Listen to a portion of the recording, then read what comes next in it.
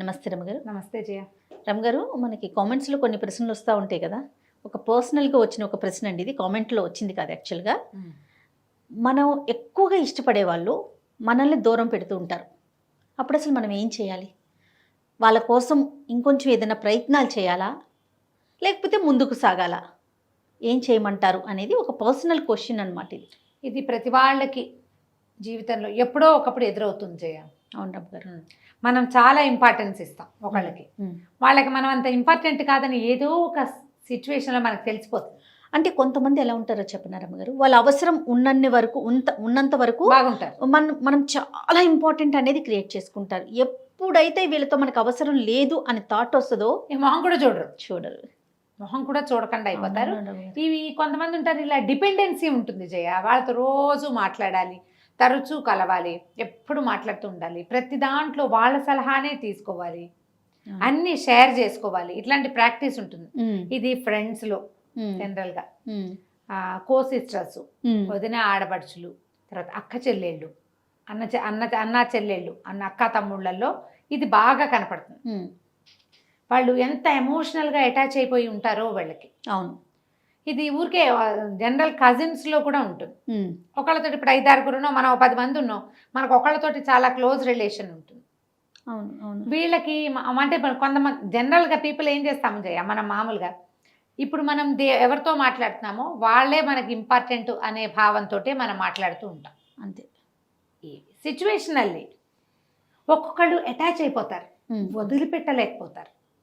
ఇప్పుడు ఇది భార్యాభర్తల్లో అనుకో జయ, అమ్మో అది చాలా కష్టం. అవన్నీ డివోర్స్కి దారి తీస్తాయి.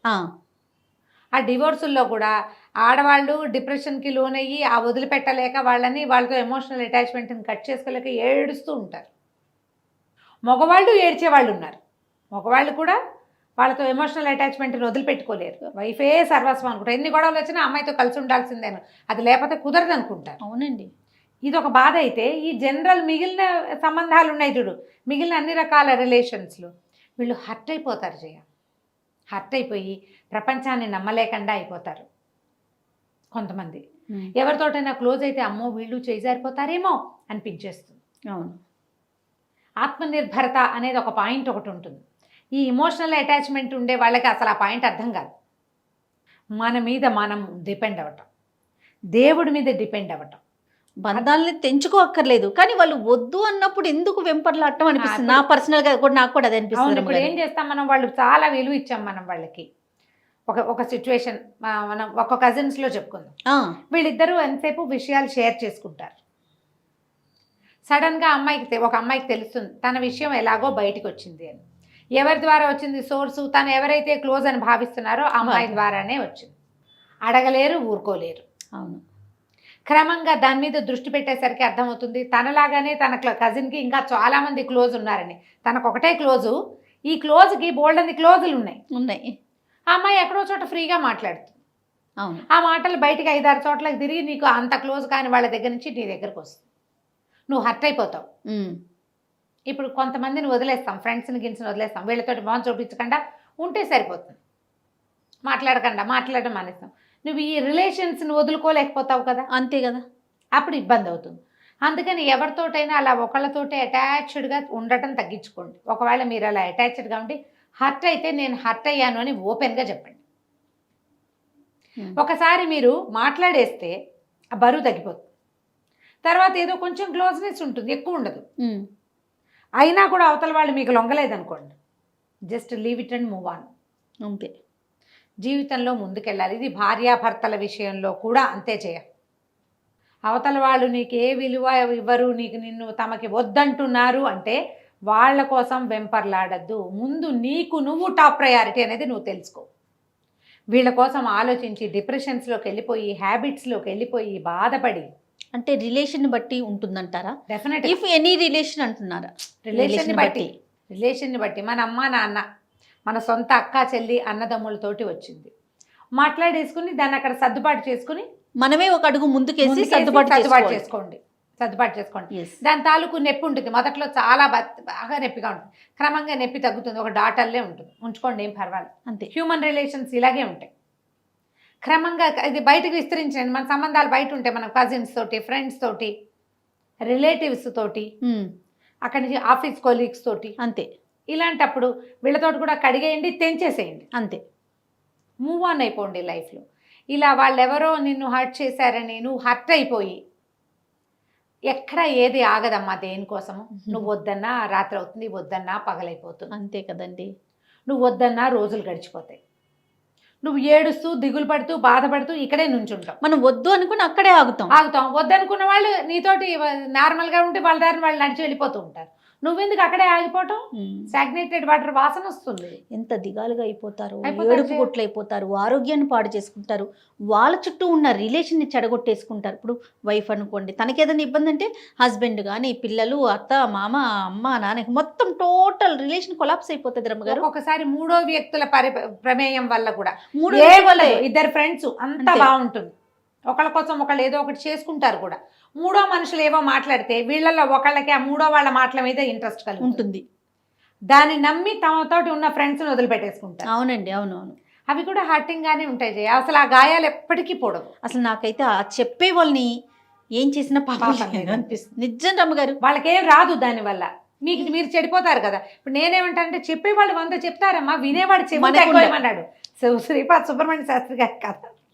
గుండెలు చెప్పేవాడివి కాదు, వినేవాడి చెవులు కొయ్యాలి ముందు. అంతే, వినేవాళ్ళు సరిగ్గా ఉండాలి.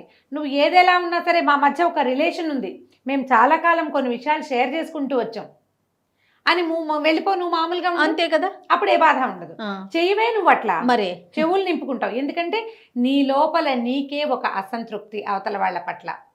ఇప్పుడు మూడో వాళ్ళని మొదటి వాళ్ళని అనకూడదు, మనమే కదా తప్పు. అంతే కదండి, మనమంటూ నోరు ఇప్పబట్టే కదా, ఇప్పబట్టే ఈ మాటలన్నీ వస్తాయి. మూవ్ ఆన్ అవ్వండమ్మా. జీవితంలో ఎవరికి విలువ ఇచ్చినా ఇవ్వపోయినా ముందు మీకు మీరు విలువించుకోండి. అన్నిటికంటే అత్యంత మీ విలువైనది మీ జీవితం, మీ ఆరోగ్యం. ఇవి రెండూ బాగుంటాయి. మీరు కొత్త ప్రపంచంలోకి అమెరికా వెళ్ళి, ఆస్ట్రేలియా వెళ్ళి, ఆఫ్రికా వెళ్ళి, అంటార్కిటికా వెళ్ళి కూడా జన సంబంధాలు మనం విస్తరించుకోవచ్చు. ఇప్పుడు మనకి ఉండని వాళ్ళు ఎవరు? రక్త సంబంధిక బ్లడ్ రిలేషన్ ఒక్కటి ఉండదు తప్ప ప్రపంచంలో అందరూ అన్ని చోట్ల దొరుకుతారు. అంతే. కొత్త రిలేషన్ని డెవలప్ చేసుకోండి. ప్రపంచం అంతా రిలేషన్స్ మయం. ఎక్కడైనా ఒక దెబ్బ తగిలితే ఇక అక్కడే ఆగిపోకండి. ఇప్పుడు రాజయ్య, ఇప్పుడు మనకి ఎన్ని థెరపిస్టులకి వాళ్ళకి డిమాండ్ పెరిగిపోలేదు. అవునండి, ఏవో ఇష్యూస్ ఉంటాయి, అవి సాల్వ్ చేసుకోరు, అనారోగ్యాల్లోకి వెళ్ళిపోతాయమ్మా. మీ మెంటల్ స్ట్రెస్ అంతా మీ మోకాళ్ళ మీద హాస్పిటల్ చుట్టూ కూడా బాగా తిరుగుతారండి, మందులు వేసుకుంటున్నారు, తిరుగుతారు. పైకి శరీరానికి మందులు వేసుకుంటున్నారు, మనసుకు మందు వేయట్లేదు. నువ్వు రిపేర్ నువ్వు చేసుకోవాలి, అది చేసుకోవట్లా. డాక్టర్స్ మీద డిపెండ్ అవుతున్నారు, గోడు వెళ్ళబోసుకుంటారు. ఎవరైనా కనిపించారంటే చెప్పి చెప్పి చెప్పి చెప్తారు, మళ్ళీ మామూలు. మొన్న ఒక దేవాలయంలో మనసును మార్చుకోలేకపోతారు. దేవాలయంలో ఒక ఆవిడ కనబడ్డారు జయ. ఆవిడ ఎందుకు అడిగారు నాకు తెలియదు. నేను ఊరికే లోపలికి వెళ్ళి కార్ బయటే ఉంది, మా వాళ్ళు ఏదో షాపింగ్ చేస్తున్నారు, నేను సరిగ్గా ఎక్కడ అమీర్పేట దుర్గగుళ్ళో. ఓకే, నేను లోపలికి వెళ్ళా. ఒక 5-10 నేనేమి గబగబా చూసేసి ఒక 10 నిమిషాలు సంతోష్ మాత ముందు ఒక 5-10 నిమిషాలు కూర్చుని వచ్చేస్తా బయటికి. నేను మామూలుగా వెళ్ళినా అంతే, అంతకంటే ఎక్కువసేపు నేను ఉండను అసలు. ఆ కూర్చునేసరికల్లా ఆవిడెవరో పెద్దవిడే, నాకంటే కనీసం ఒక 3-4 సంవత్సరాలు పెద్దవారు అయి ఉంటారు. అమ్మ ఒక విషయం మాట్లాడాలి అని చెప్పి వాళ్ళ ఫ్యామిలీ ఇష్యూ గబగబా చెప్పేశారు నాకు. చాలా ఇబ్బందిగా ఉంది అని. నేనన్నా వదిలేయండి అమ్మా, వదిలేయమంటారు, వదిలేసేయండి. ఒక్కసారి వదిలిపెట్టేస్తే ప్రాణం హాయిగా ఉంటుంది. పోతే పోతుంది, అది వచ్చి ఏముంది. ఇప్పుడు మీకే 60 ఏళ్ళు వస్తున్నాయి, ఎందుకు దాన్ని ఏం చేసుకుంటారు? కష్టమా రమ్మగారు వదిలేయటం? చాలా కష్టం జయ, చాలా అత్యంత కష్టమైన విషయం వదిలేయటమే. సులువైన విషయం వదిలేయమని చెప్పడం. నేను ఈజీగా చెప్పా. ఎందుకు అడిగారో అమ్మ నాకు తెలీదు, గుళ్ళో కూర్చున్నాం, వదిలిపెట్టేసేయండి, మీరు ప్రశాంతంగా ఉంటారు, హాయిగా కృష్ణారామ అనుకోండి, వదిలేయండి. ఆవిడ 10 రోజులు ఆ ఫోన్ నెంబర్ తీసుకున్నారు. ఇట్లా నేను 5-6 కథలు విన్నా ఆ గుళ్ళో. సడన్గా చెప్పేస్తారు జయ, మొత్తం కథ అంతా చెప్పేస్తారు, ఇలా ఇలా ఇలా ఇలా ఉంది మా పరిస్థితి అని. ఆవిడ ఫోన్ నెంబర్ తీసుకున్నారు, ఫోన్ చేశారు నాకు. మీరు వదిలేయమని చెప్పిన తర్వాత ఇంటికి వెళ్ళి మా ఆయనకి మా అబ్బాయికి చెప్పానండి, అది రాకపోయినా మీకు వృద్ధి వస్తుంది అని చెప్పారు నాకు. నేను అలాగే చెప్పాను, అది కలిసి రాలేదు ఆస్తి, వదిలేయండి, మీ పుట్టింటి ఆస్తి వదిలిపెట్టండి, మీ అబ్బాయికి ఏదో మంచి ఉద్యోగం వస్తుంది, ఇంకా కొంచెం బెటర్మెంట్లోకి వెళ్తారమ్మా. ఎందుకు వెంపర్లాట? అన్నయ్యతో పడదు, తమ్ముడితో పడదు, వాళ్ళు ఎవరు మిమ్మల్ని గుమ్మం తొక్కనివ్వరు, మీతో మాట్లాడరు, డబ్బుల కోసం. వేదామ డబ్బు పుసుకుని కళ్ళు మూసామంటే డబ్బు లేదు గిబ్బు లేదు, మరి. మనం ఒకళ్ళమే పోతాం అన్ని ఇక్కడ వదిలిపెట్టుకుని. ఆవిడ చక్కగా మంచి వజ్రాలు గిజ్రాలు వేసుకుని బాగున్నారు డైమండ్స్ తోటి మంచి. ఫోన్ చేశారు 10 రోజుల తర్వాత, మా అబ్బాయి మా ఆయన కూడా సమాధానం పడిపోయారమ్మా, మేము బెంగళూరు షిఫ్ట్ అయిపోవాలని అనుకుంటున్నాము, అక్కడ ఏదో బిజినెస్ ప్లాన్ ఆలోచిస్తున్నాడు, చాలా మంచి బయర్స్ కూడా చాలా మంచి వాళ్ళు దొరికారు ఇక్కడ ఆస్తికి మాకు. పోనీలే, గుళ్ళో డిసైడ్ అవ్వండి అంతే. మీ అంతటా మీరు, లేదా ఎవరిదైనా ఒక్క సహాయం తీసుకోండి, 100 మందికి చెప్పకండి మీ కష్టాన్ని, ఒక్క సహాయం తీసుకోండి. ఇది ప్రధానం అండి. ఇప్పుడు సమస్యల్లో ఇదొక కొత్త సమస్య. 10 మంది చెప్పు 10 రకాల ఆన్సర్లు, ఏది చెయ్యం మళ్ళీ ఫైనల్ గా, ఏం చెయ్యం, మళ్ళీ మన ఏడుపు ఏడవటమే. లేదా మీ మనసు మాట వినండి, మూవ్ ఆన్, అంతే. అంతే.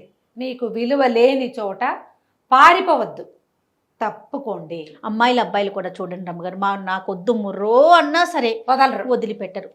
అమ్మాయిలు అలానే ఉన్నారు, అబ్బాయిలు అలానే ఉన్నారు, నాకు కావాల్సిందే అంతే. వాళ్ళు చీపెట్టినా సరే సిగ్గుపడరు. ఏంటో మరి ఈ బొమ్మ నాదనిపిస్తుంది, అంతే. ఆ బొమ్మ నాది కాన్సెప్ట్ నుంచి బయటికి రారు, అవతల వాళ్ళు మనుషులు అని అనిపించింది. నేనేమంటానంటే పారిపోయి పరిగెత్తి సమాధాన పడద్దమ్మా, తప్పుకోండి, జస్ట్ వదిలేయటం ఎలాగో ప్రాక్టీస్ చేయండి. మనకి ఇంకో కొత్త దారి కనిపిస్తుంది కదా, గ్యారంటీగా కనిపిస్తుంది. జీవితం ఎప్పుడు దారులు తెరుస్తూనే ఉంటుంది, నువ్వు చూడాలంతే దాన్ని, కళ్ళు పెట్టాలి, నువ్వు కళ్ళు పెట్టాలి. దీని నుంచి నీ దృష్టి మరల్చి బుద్ధిని నీ దారి వైపుకి మళ్ళీ ఇచ్చావంటే 100 దారులు కనపడతాయి. సూపర్, శభాష్, సూపర్ రమ్మగారు. నమస్తే. నమస్తే.